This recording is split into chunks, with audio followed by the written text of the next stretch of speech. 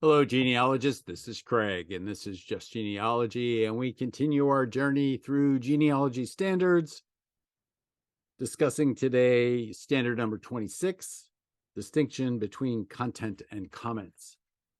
Please remember that I do not represent the Board for Certification of Genealogists, and that this is just my opinion on the matter, and it could be worth just squat. So, standard number 26, distinction between content and comments.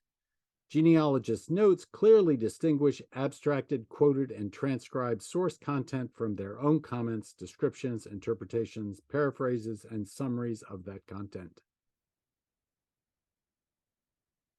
Yeah. Because if you don't, you're going to get in trouble. In fact, there are several ways that I deal with this. Content remains on a page, comments are on a different page, with the word comments or notes or whatever. Or the page is divided into places where the abstract is in one place and the comments are in another. Or it may be that I preface any comment I make, especially if I'm doing it digitally, with the words note. If you don't clearly distinguish between that which is in the source and that which comes out of your head, you might be making stuff up.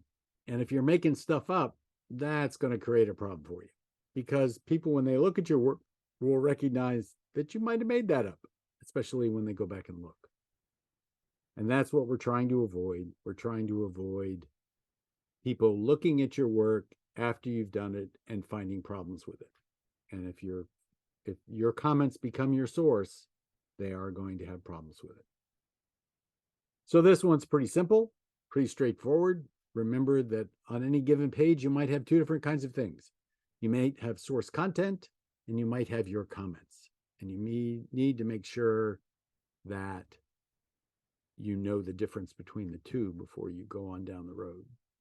Now, sometimes I've used different colored ink for comments, but I always would get confused about what that color actually meant, whether it be red, green, pink, purple. So I don't really do that very much anymore. Although I'll be honest that I do in my research log use different colors, but I have a legend that tells me in my research log what those colors actually mean to remind me so that I don't make mistakes about applying the colors to my notes. So please remember to differentiate between your content and comments. So this has been standard number 26. Quick one today, and we will see you soon.